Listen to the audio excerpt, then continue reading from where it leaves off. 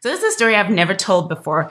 Some of you may know that about 10 years ago, I climbed Mount Kilimanjaro. And I think that's what a lot of people who know me, who know that I did it, know about me. But here is the story. And the reason as well that I'm telling this story today is because it's something that has been coming up for me in a new thing that I'm doing. And it is to tell you and to demonstrate the power of our stories, the power of the stories that we tell ourselves and what we allow ourselves to believe to be true about ourselves. So, as I was saying, about 10 years ago, I climbed Mount Kilimanjaro. And I was part of a group of 20 people who were climbing the mountain, were climbing Mount Kilimanjaro to raise money for a school in Mtwara. Mtwara is a really small town in Tanzania. So it was a fundraiser to help build a school in the small town that didn't have any form of school education for the local children.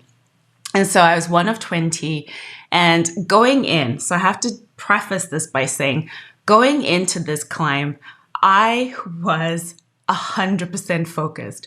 I worked out. I had a personal trainer. I went to a nutritionist. I did all the things. And we were climbing with a super reputable company that leads tours up the mountain all the time. So anybody who ever wants to climb Kili, DM me and I will tell you the name of this tour company because they were amazing. Now, here's the thing about Kili. First of all, for the record, Kilimanjaro is the tallest freestanding mountain in the world. I'll just pause on that and let you reflect. Because I know somebody's going to come at me and say, no, but Mount Everest is the tallest mountain in the world. Yes, Everest is the tallest peak in the world, but it is a peak in a mountain range. Mount Kilimanjaro in Tanzania is the tallest freestanding mountain. It's the tallest freestanding structure in the world. And so we were climbing up Kili, and there are many different routes that you can take to climb up Mount Kilimanjaro. And we were using what's called the Machame route. Now, the Machame route is 7 days up the mountain. It takes 7 days for you to get to the summit. And Kili it's not like Everest where it's a technical climb where you have to belay and have ropes and all of that. It's not like that. Imagine Kili as a very, very steep hike. So for us, for 7 days, we were hiking up this mountain. Most days you're climbing for 12, 14-hour days. It's hard. It is physically very challenging. It's a very challenging climb. But as I said, it's not a technical. There's a few tricky places where you need help from the guides, but generally it's a very steep hike. And so day 1, day 2, day 3, I was good. I was in a zone. I was focused. I'd trained. I'd really prepared myself for this climb. Day 4, I was good. Day 5, I started to really struggle.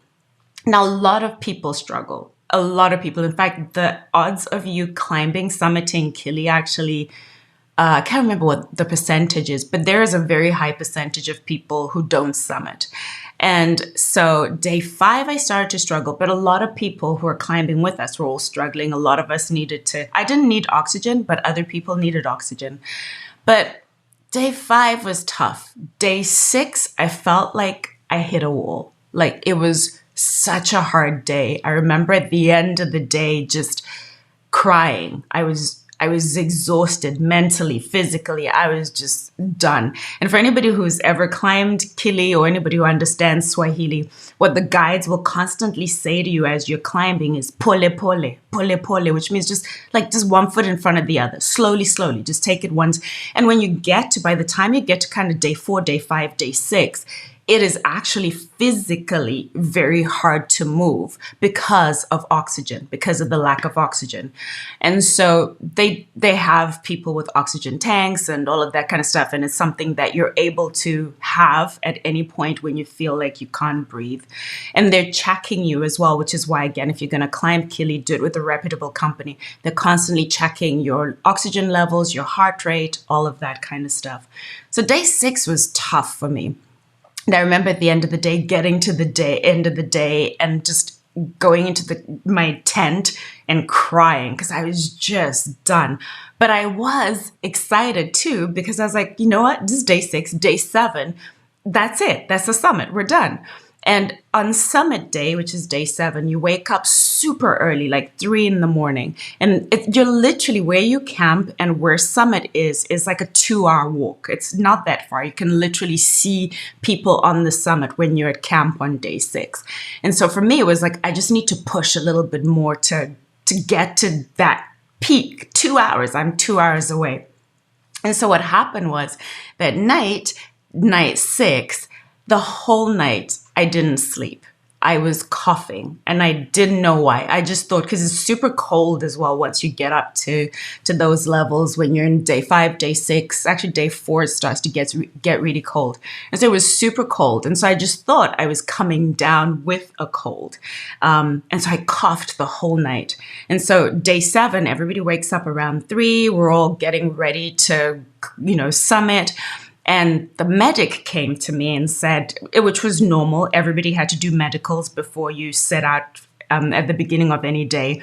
And particularly day 7, because you are going up to the summit where oxygen levels are pretty much non-existent. And so he said, I need you to come into the medical tent. And so I go into the medical tent and he checks my oxygen levels, he checks my chest, he checks all the things, which was normal. He didn't say anything. He leaves. He brings in another medic and they check my levels again, all of the things. They don't say anything. They leave. Then they come back with our tour leader. And the tour leader says to me, he says, we are 2 hours climb from the summit. This is day 7, 2 hours from the summit. The climb leader says to me, Sandra, I'm really sorry to tell you this, but you cannot summit. I cannot allow you to summit today. And I remember, gosh, I still getting all emotional because I feel the emotion of it. I remember in that moment thinking, what? Did you make a mistake? Like, what do you mean I can't summit? It's 2 hours. That's all we got. 2 hours to the summit and we're done. And he said, no, I cannot let you summit today. Because if I let you go to the top, I run the risk that I'm going to bring you back down this mountain in a body bag.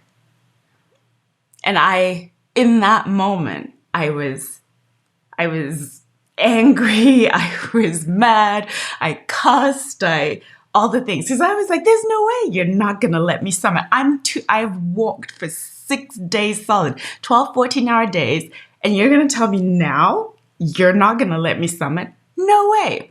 So I fought with him, and the long and the short is he said, I'm not going to do it because you're not thinking straight, because you're not thinking about the fact that you summit right now. The reason you're coughing is because your lungs are starting to fill up with fluid.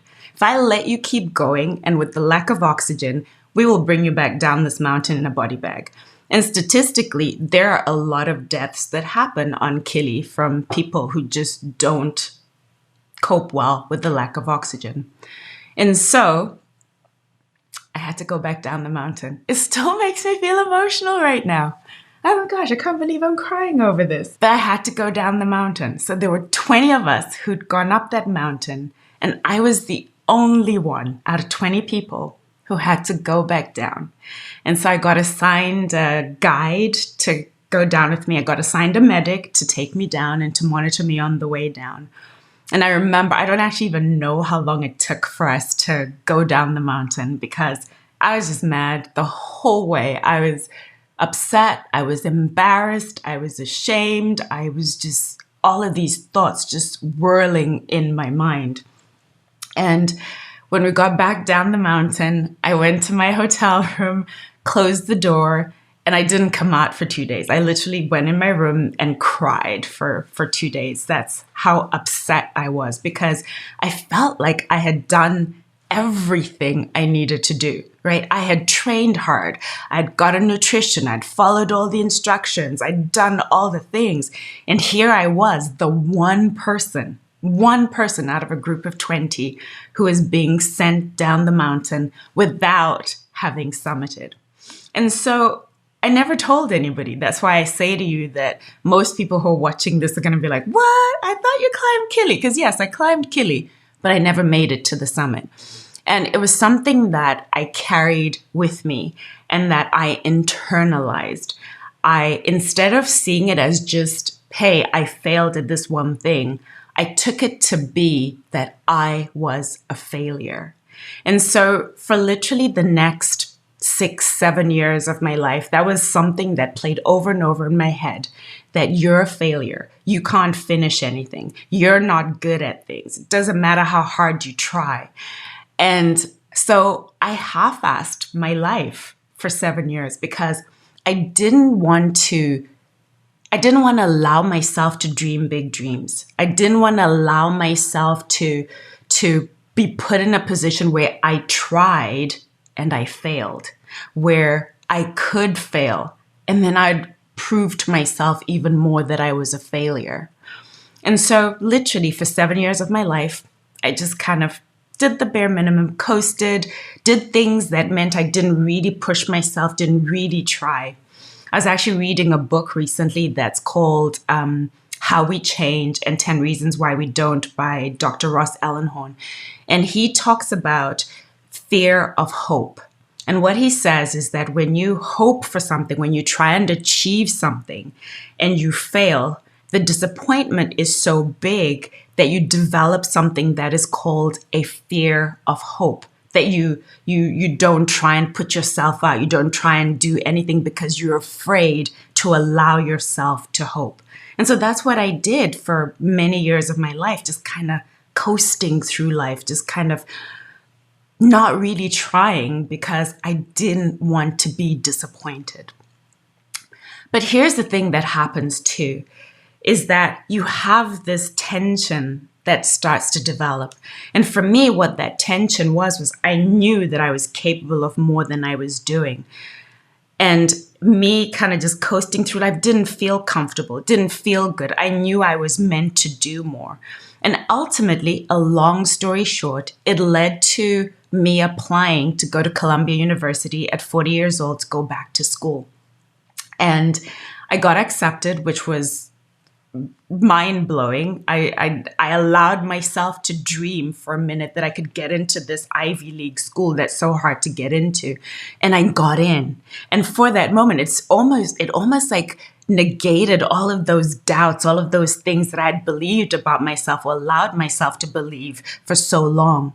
And so I went to Columbia and it was hard as heck. Anybody who knows me knows that it was a hard time because I'd never done journalism. I went into Columbia, I'd never used a camera, all of the things. So I had to learn a lot of things. But I loved it because I felt alive. I felt like I was being challenged. I felt like I was finally stepping into allowing myself to dream, allowing myself to have big goals, big dreams, and things that I wanted to do. And then here's what happened at Columbia. I'll spare you all the details because I also have to protect other people's confidentiality because there are other people involved. But the long and the short is when it came time for me to complete my master's thesis, which was a big portion of me being able to graduate to pass my master's degree, I found myself in a situation where there was some conflict, there was some tension, and I ended up being in a situation where the academic advisors and all of the people who were, kind of the faculty, called a meeting with me and the person I was working with to tell us that we were going to be put on, and I'm going to cry, we were going to be put on academic probation, which effectively meant I was going to be failed out of my master's degree at the very end. I'd completed everything and all that was left was my master's degree. That's all that we had to finish for me to pass. And we were told that we would be put on academic suspension if we didn't resolve. And there was a bunch of things that we needed to resolve. And it really wasn't, such a long story. It wasn't my fault. I was doing my best to cover up, but I found myself in the situation that I had no control. And I remember just being absolutely devastated because that story came back from Kilimanjaro that you're a failure. You never finish anything that you start. You're not good at anything. And that was the story that played over and over again in my mind. And actually what happened was when we got the official notification that we were going to be put on academic probation, I booked a flight and I went home. So I was in New York, which is where Columbia is, and I flew home that weekend. And my full intention in flying home was I was never going to go back. Because in my mind, when I took myself back to Kili, I thought, I'm not going to give them the satisfaction, kind of like what happened on the mountain, of them telling me that they're going to fail me. I'm just going to count myself out. Then that way I can always say, oh, they didn't fail me. I quit. And so I went home, full intention of never going back. And my husband, who's an incredible person, he didn't say anything. I went home and I said, I'm not going back. I'm done. And all of the things. And he said, you have to do what feels right for you. Is this what feels right for you? And I remember crying and all of the things and blah, blah, blah. And in the end, at the end of that weekend, I really thought about it. And I thought, you know what? I'm not going to quit. Because that's the story I've been telling myself all these years, that I'm a quitter, that I give up, that I'm not good enough, all of the things. And so I went back and I was like, you know what? If they're going to fail me, no different than on Kili, when I was climbing Kilimanjaro and they're to walk me down that mountain, if they're going to fail me, they're going to fail me and they can walk me off campus. So I went back.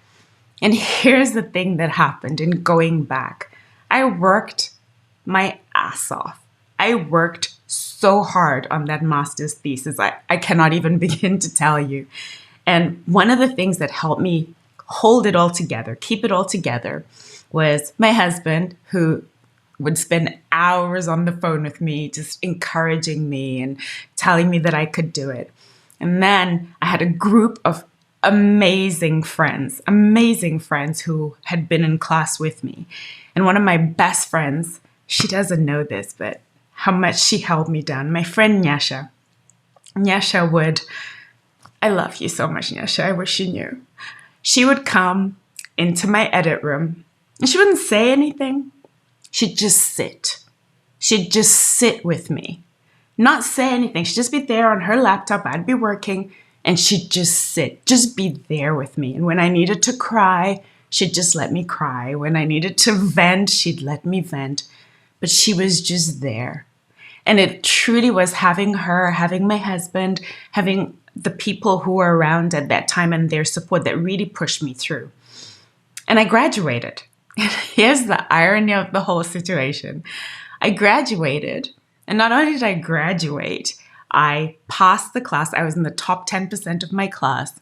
I was given honors, which they never ever give out. They hardly ever give out honors. So I ended up graduating with honors, top of my class. And that film that I made as my master's thesis went on to play, I think at about 25, I think at the last one, maybe 25 international film festivals. It won a Gracie Award for me for Best Documentary. And it opened up all of these amazing doors for me.